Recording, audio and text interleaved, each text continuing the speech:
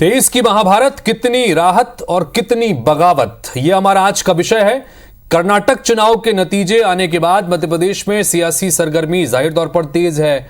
2023 के आखिर में यहां पर भी चुनाव होने और महाभारत के लिए शह और मात का खेल जारी है। इसी बीच दल बदल का खेल भी बदस्तूर साथ साथ ही चल रहा है। दीपक जोशी को बीजेपी से तोड़कर चुनाव से पहले अपने कुनबे को मजबूत करने का दावा करने वाली कांग्रेस को अब बड़ा झटका लगा है। अंबाह से पूर्व विधायक सत्य प्रकाश सखवार ने बीजेपी का दामन थाम लिया है। इधर बीजेपी अपनों के बगावत और नसीहत से परेशान है। तो ये जिस तरह से चुनाव से पहले दल बदल जाहिर तौर पर कई राज्यों में देखने को मिलता है, लेकिन जिस तरह से ये हो रहा है मध्य प्रदेश में दोनों ही पार्टियां इन दल बदलुओं से किस तरह से निपटेंगी, कितनी बड़ी चुनौतियां ये पेश करेंगे, इस पर बातचीत करेंगे। दोनों पार्टी के मेहमान हमारे साथ में जुड़ेंगे, लेकिन पहले ये रिपोर्ट देखिए।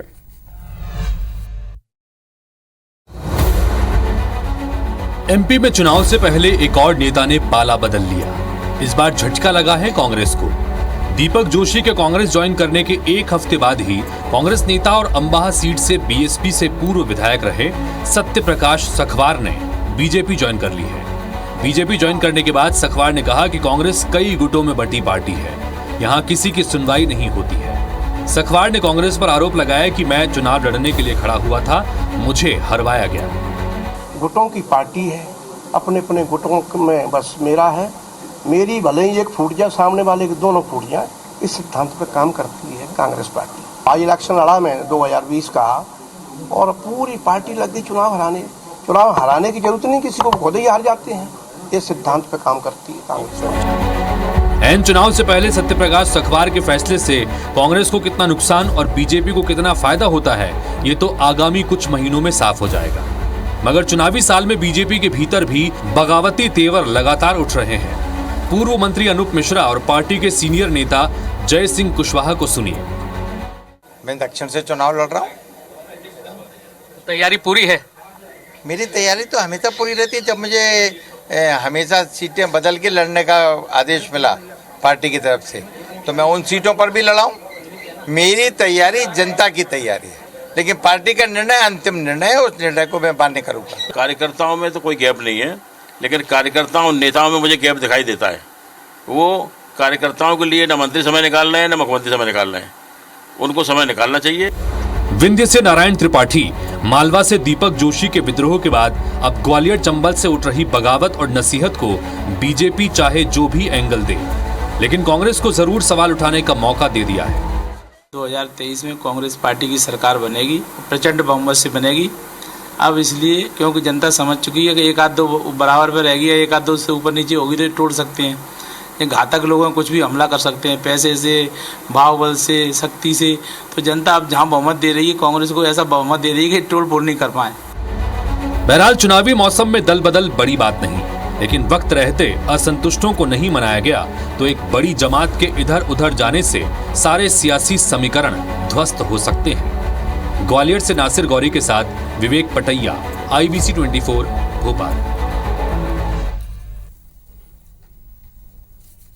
तो कुल मिलाकर चुनावी साल में दल बदल को लेकर दोनों ही पार्टियां कहीं ना कहीं परेशान हैं, चिंतित हैं। कैसे इनका मैनेजमेंट किया जाएगा, कैसे समझाया जाएगा, ये दोनों ही पार्टियों के लिए चुनौती का विषय है। और दोनों ही पार्टी के इस वक्त मेहमान हमारे साथ में जुड़ रहे हैं। धर्मेंद्र शर्मा जी जो कि कांग्रेस पार्टी के प्रवक्ता हैं। धर्मेंद्र जी स्वागत है आपका। हमारे साथ में ब्रजगोपाल लोया जी जुड़ रहे हैं जो कि बीजेपी के प्रवक्ता है। ब्रजगोपाल जी स्वागत है आप दोनों का। और ब्रजगोपाल जी, शुरुआत आपसे करना चाहेंगे।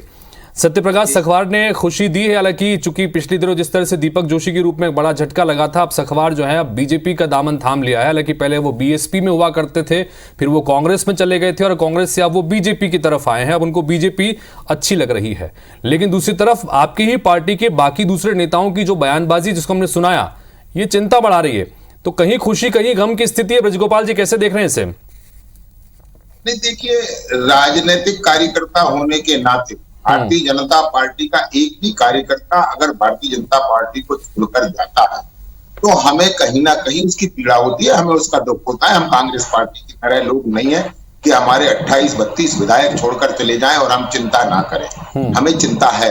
परंतु यदि प्रत्येक कार्यकर्ता केवल इस नाते पार्टी से नाराज हो कि टिकट उसे चाहिए, तो ये भी एक दुर्भाग्यपूर्ण बात है। भारतीय जनता पार्टी प्रत्येक कार्यकर्ता के सम्मान का ख्याल रखती है, प्रत्येक कार्यकर्ता को उचित स्थान मिले उसके लिए भी काम करती है, परंतु केवल सरकार में स्थान मिले नहीं कि संगठन में काम करना। और हम तो इस नाते ही भारतीय जनता पार्टी में शामिल हुए थे कि तेरा वैभव अमर रहे, मां हम दिन चार रहे न रहे। अब प्रश्न इस बात का है कि यदि कुछ लोगों को ऐसा लगा और उन्होंने कांग्रेस पार्टी की तरफ रुख किया, तो सबसे पहले मैं आपके माध्यम से, आपके चैनल के माध्यम से उन नेताओं को भी ये आगाह करना चाहता हूं कि जितने भी लोग भारतीय जनता पार्टी को छोड़कर कांग्रेस पार्टी में या अन्य किसी भी दल में गए देश भर में, आप इतिहास उठाकर देख लीजिए, वो दल उन्हें ठीक से रख नहीं सके। और उसका कारण ये है कि विचारधारा आधारित जो कार्यकर्ता होता है वो परिवार और व्यक्तिवाद को बर्दाश्त नहीं करता। लेकिन ब्रज गोपाल जी, आपके पार्टी के कई सारे जो पुराने नेता हैं वो तो ये कह रहे हैं कि दूसरे दल से छोड़कर जो आपके साथ में आए हैं, सिंधिया समर्थकों का एक बड़ा ग्रुप आया था जिसकी वजह से इस वक्त आप सत्ता में हैं, उनकी वजह से कई सारे पुराने नेताओं की जो है स्थिति ठीक नहीं है। वो कह रहे हैं कि हमारा ध्यान नहीं रखा जा रहा है। इस पर क्या कहेंगे? नहीं, मैं आपसे फिर से कह रहा हूं कि ध्यान बिल्कुल रखा जा रहा है, और उनको रखने, जितना उनका ध्यान भारतीय जनता पार्टी में रखा जा रहा है उतना ध्यान कहीं नहीं रखा जाएगा। मैं आपसे बड़े विश्वास के साथ ये बात कहता हूं। मैंने एक कारण भी आपको बताया है कि क्यों वो कार्यकर्ता, जैसे दीपक जी गए हैं वहां, वो उचित स्थान नहीं प्राप्त कर पाएंगे, क्योंकि वो विचारधारा आधारित कार्यकर्ता थे और विचारधारा के साथ जो उनकी प्रतिबद्धता थी, वो विचारधारा की प्रतिबद्धता को नहीं छोड़ पाएंगे। आपको याद होगा शंकर सिंह बघेला जी ने गुजरात में कांग्रेस पार्टी छोड़ी थी, परंतु विचारधारा के साथ जो उनकी प्रतिबद्धता थी उसे वो नहीं छोड़ पाए। ठीक है, राष्ट्रीय स्वयंसेवक संघ के कार्यालय में जाकर गुरुदक्षिणा देते थे। तो ये जो भाव है, और कांग्रेस इसे किस तरह देखेगी और किस तरह स्वीकार करेगी, ये लोग तो दिन भर उन संगठनों कुछ और सवाल है, वो भी आपसे मैं उस पर भी बात करूंगा। लेकिन धर्मेंद्र जी, मैं आपसे जानना चाहूंगा, आप किस तरह से देख रहे हैं इसे? क्योंकि दीपक जोशी आए, पार्टी बड़ी उत्साहित थी, अब सखवार जो बीएसपी छोड़कर आपका दामन थामे थे, चुनाव भी आपने लड़वाया था, चुनाव हार गए थे, अब वो बीजेपी में चले गए हैं, तो एक तरफ खुशी एक तरफ गम, आपके लिए भी इस तरह की स्थिति है। धर्मेंद्र जी क्या कहेंगे इस पर? देखिए, कांग्रेस पार्टी के लिए कोई गम की बात नहीं है, और सखवार जी से कांग्रेस पार्टी को कोई फर्क नहीं पड़ने वाला, आयाराम गयाराम से कांग्रेस पार्टी को इतना कोई फर्क नहीं पड़ने वाला। लेकिन मैं बात करूंगा, भाजपा के मित्र एक बात कर रहे थे अपने कार्यकर्ता की। भारतीय जनता पार्टी के नेता और प्रवक्ता आज अपने देव दुर्लभ कार्यकर्ताओं का अपमान कर रही है, जिन्होंने कई वर्षों तक भारतीय जनता पार्टी को सींचा है। ऐसे नेता दीपक जोशी जी, उनके पिताजी का एक लंबा इतिहास भारतीय जनता पार्टी के लिए लाया, और आप दीपक जोशी जी को भी जानते हैं, उन्होंने भी विद्यार्थी परिषद से लेकर लंबे समय तक भाजपा में काम किया। आज उनके बारे में ज्ञान दे रहे हैं। ये बिकाऊ लालों को लेकर जो सत्ता इन्होंने उधारी से बना ली, वो बिकाऊ लाल पूरी की पूरी मलाई खा रहे हैं, और भाजपा का देव दुर्लभ कार्यकर्ता आज भी दरी उठा रहा है और सड़कों पर धक्के खा रहा है।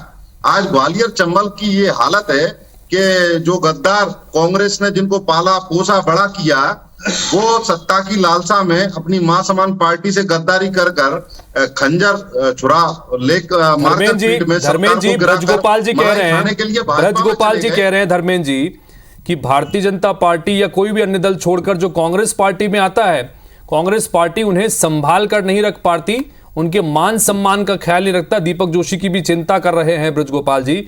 इन सब के बीच एक सवाल ये कि सत्यप्रकाश सखवार जो छोड़कर गए हैं, वो ये कहकर जा रहे हैं कि कांग्रेस पार्टी में न संगठन है, न दल है, न नेता है, न कोई संवैधानिक बायलॉज है, और वहां पर उनको चुनाव भी लड़वाया गया, खुद पार्टी के लोगों ने हरवा दिया। क्या कहेंगे इस पर?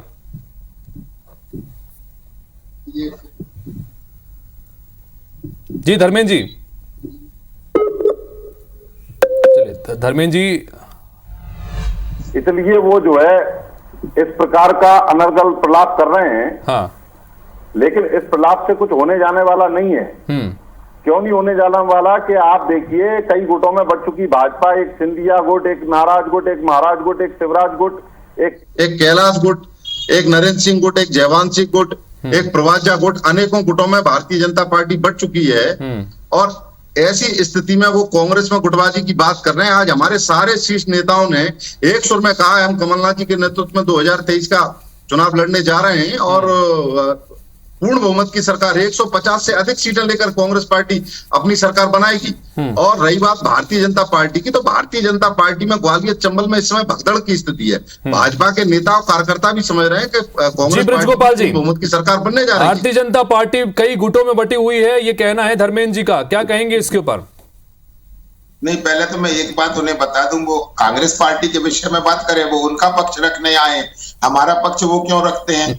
बड़ा महत्वपूर्ण यह है कि भारतीय जनता पार्टी में तो एक बात बिल्कुल तय है कि हमारे यहाँ तो विधायक दल और पार्टी का संसदीय बोर्ड जो निर्णय करता है वो निर्णय सभी पर लागू है और उसके लिए प्रत्येक व्यक्ति काम करता है। सबने देखा है कि किस प्रकार से सिंधिया जी ग्वालियर का जिला आप बोलिएगा समय में मैं नहीं बोलूंगा, बड़ी मीटिंग आप अपने समय में बोलिएगा। आज यहाँ सिंधिया समर्थक मंत्री जब आते हैं तो उनके साथ उन्हीं के समर्थक होते हैं। अच्छा, आ रहा हूँ धर्मेंद्र जी, आ रहा हूँ धर्मेंद्र जी, आपके पास आ रहा हूँ। वो बुलाते नहीं है। धर्मेंद्र जी, ये मेरी पीड़ा नहीं है, भाजपा के नेताओं ने चिट्ठी लिखी है आपके हितानंद शर्मा जी को, बीडी शर्मा जी को, शिवराज जी। ठीक है धर्मेंद्र जी, आ रहा हूँ। अच्छा धर्मेंद्र जी, आ रहा हूँ आपके पास में। ब्रजगोपाल जी अपनी बात कर लें। भाजपा के नेताओं को नहीं पूछते। सुन तो लो, अरे सुन भी तो लो भैया। ब्रजगोपाल जी बोलिए। देखिए मैं आपको बताऊं, ये उनको चिंता कर रहे हैं जब कांग्रेस पार्टी के देश के सर्वोच्च सबसे वरिष्ठ 26 नेताओं ने एक चिट्ठी लिखी तो उन्हें पार्टी से बाहर करने का रास्ता बता दिया गया।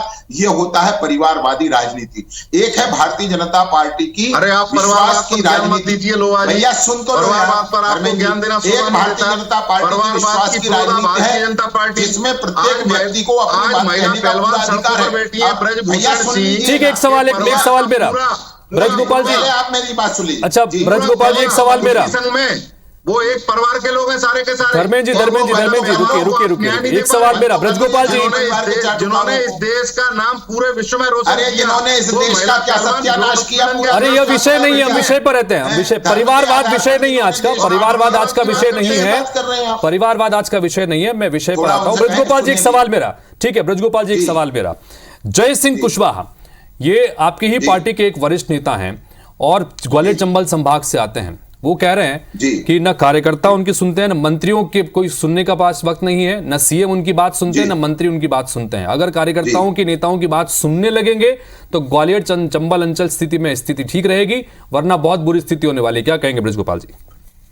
मैं आपसे फिर कह रहा हूं, यही तो एक कार्यकर्ता का गुण है कि अगर कहीं कमी होती है तो वो उसे उजागर करे। कार्यकर्ता का इसके अलावा गुण क्या होता है? मैंने अब भी आपसे कहा, हमें दीपक जोशी जी गए हैं, उसका दुख है, परंतु जिस तरह से अभी कांग्रेस के मेरे साथी प्रवक्ता धर्मेंद्र जी बात कर रहे थे कि वो तो चले गए, वो तो आया राम गया राम है, दल बदलू है, मुझे समझ नहीं आता। किसी को बिकाऊ कहेंगे, किसी को गद्दार कहेंगे। अरे जो जीवन भर आपके साथ रहा है, केवल उसने एक व्यक्ति के प्रति प्रतिबद्धता छोड़ दी। अरे ये लोकतंत्र है श्रीमान, लोकतंत्र में प्रत्येक जनप्रतिनिधि जनता के प्रति जिम्मेवार है, और जब जनता के काम नहीं हो रहे थे तो आपके विधायकों ने कांग्रेस पार्टी के सिंबल पर पद छोड़ा और उसके बाद पहली बार सम्मान दिया पार्टी जब वो मां समाज कमलनाथ के लिए चलो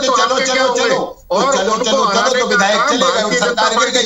अब उसका रोना आज तक रो रहे हैं, आज तक रो रहे हैं। अगला चुनाव आ गया, जनता दूध पानी का पानी कर देगी। और मैं आपसे फिर कह रहा हूँ धर्मेंद्र जी, 2000 ठीक है ब्रजगोपाल जी, चलिए मैं धर्मेंद्र जी से सवाल पूछ रहा हूँ, धर्मेंद्र जी से पूछता हूँ, लेकिन एक सवाल और। धर्मेंद्र जी आपसे भी सवाल पूछ रहा हूँ, रुकिए ना, आपकी पार्टी में भी कई सारे दल बदलू हैं, रुकिए तो सही, मैं आ रहा हूँ आपके पास में भी। ब्रजगोपाल जी, मेरा सवाल आपसे ये, आपने कहा कि यही तो आपकी पार्टी की खासियत है कि कार्यकर्ता खुलकर अपनी बात रख सकते हैं। आपकी ही पार्टी के एक और वरिष्ठ नेता हैं अनूप मिश्रा, वो ये कह रहे हैं कि मैं तो चुनाव लड़ूंगा, पार्टी चाहे जिसे टिकट दे ये वक्त बताएगा, लेकिन मैं तो चुनाव लड़ूंगा। पिछले दिनों उनके कुछ इस तरह के बोल भी नजर आए थे, लग रहे थे कि बगावत कर सकते हैं। क्या कहेंगे इस पर? मैं आपसे अनूप मिश्रा जी अगर कोई चुनाव लड़ने की घोषणा करते हैं या अनूप मिश्रा जी व्यक्तिगत स्तर पर कोई घोषणा करते हैं तो मैं उनका प्रवक्ता नहीं, मगर मैं मध्य प्रदेश भारतीय जनता पार्टी का प्रवक्ता हूं, जिसने अनूप मिश्रा जी को इतना बड़ा नेता बनाया है, माना है, और ये भी जानता हूं कि अनूप मिश्रा जी के सम्मान का भी उतना ही ख्याल भारतीय जनता पार्टी में रखा जाएगा जितना उनका रखा जाना चाहिए। परंतु दुर्भाग्य यह है कि जिन पार्टी के लोगों को जो अपनी पार्टी को साथ में नहीं रख सके, वो भारतीय जनता पार्टी के साथियों पर डोरा डालते हैं। इस प्रयत्न में कांग्रेस सफल नहीं होगी, मेरा कहना केवल। धर्मेंद्र जी की हत्या करने वाले अपने नेताओं को नहीं संभाल पा रहे हैं और भारतीय जनता पार्टी के नेताओं पर डोरे डालने का काम कांग्रेस पार्टी इस वक्त कर रही है। धर्मेंद्र जी क्या कहेंगे इस पर? बड़ा गंभीर आरोप। देखिए, लोकतंत्र की हत्या करने वाले लोग हमको ज्ञान दे रहे हैं, जिन्होंने वोटों से बनी हुई सरकार को नोटों के दम पर गिरा दिया और बेकाऊ लालों को खरीद कर अपनी सरकार बना ली। 100 से ज्यादा सरकारें आने की बात कर रहे हैं। अरे को लगाकर गिरा दी, मध्य प्रदेश संविधान का दुरुपयोग करके गिरा दी, सुप्रीम कोर्ट में गलत तथ्य प्रस्तुत करके गिरा दी। मध्य प्रदेश में माननीय सुंदरलाल पटवा जी की सरकार बिना आरोप बिना किसी इल्जाम के गिरा दी। मदन लाल खुराना जी की दिल्ली की सरकार गिरा दी। वो लोग, अरे ये शोभा नहीं देता धर्मेंद्र जी। कांग्रेस पार्टी का इतिहास पढ़ लीजिए। अनुच्छेद 356 का दुरुपयोग करके 101 से ज्यादा विपक्षी सरकारें गिराई गई हैं। श्रीमती गांधी 1980 में जब चुनकर आई तो उन्होंने एक साथ पूरे देश की सरकारों को भंग कर दिया, एक साथ। मैं पूछना चाह रहा हूं ना, आपसे तो पूछ रहा हूं कि क्या इस इतिहास का ज्ञान है या केवल कांग्रेस कार्यालय में जो ठीक है। इन सब आरोप प्रत्यारोप के बीच कांग्रेस पार्टी और भारतीय जनता पार्टी, आप सब लोग आरोपों के बीच में वार पलटवार चल रहा है। इन सब के बीच आम आदमी पार्टी एक तीसरी ताकत बनने की जुगत में लगातार मध्य प्रदेश में कोशिश कर रही है। मनजिंदर सिंह उनके नेता आए, वो ये कह रहे हैं कि कांग्रेस या बीजेपी दोनों के कई सारे नेता हमारे संपर्क में हैं। तो ये क्या आपके लिए चिंता की बात है? क्या कहेंगे ब्रिजगोपाल जी इसके ऊपर, आम आदमी पार्टी की इस बात पर? नहीं, मैं आपको एक बात बताऊं, आम आदमी पार्टी का ट्रैक रिकॉर्ड है कि कांग्रेस को सरकार से वो रिप्लेस कर देती है, चाहे वो मामला पंजाब का हो और चाहे मामला दिल्ली का हो, जहां उन्होंने सरकार में रही 15 वर्ष की पार्टी को शून्य पे ला दिया। 2 चुनाव में लगातार 0 सीटें मिली। भारतीय जनता पार्टी को कहीं डर नहीं है। धर्मेंद्र जी क्या कहेंगे? आम आदमी पार्टी कह रही है कि कांग्रेस के भी और बीजेपी के कई सारे नेता हमारे संपर्क में हैं। आप दोनों यहां पर आरोप प्रत्यारोप लगा रहे हैं, वो अलग विषय है।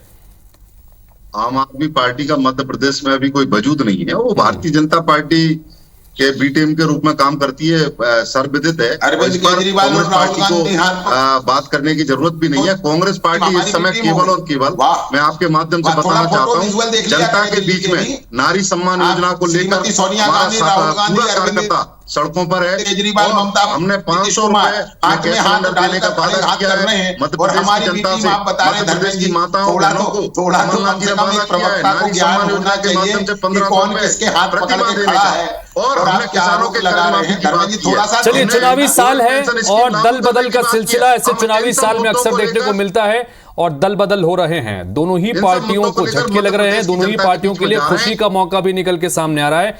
जाहिर सी बात है कि इस चुनावी जंग में कौन पास होगा, कौन फेल होगा, सियासी दल बदल जो चल रहा है इसमें किसका फायदा किसका नुकसान, ये आने वाला वक्त बचाएगा। लेकिन दोनों ही पार्टियां अपने इन असंतुष्टों को किस तरह से साधती है, संभालती है, ये एक बड़ी बात होगी जिस पर निगाहें हमारी बनी रहेगी। फिलहाल बहुत बहुत शुक्रिया आप दोनों का इस चर्चा में शामिल होने के लिए। तो इसी के साथ फिलहाल इस बुलेटिन में इतना ही।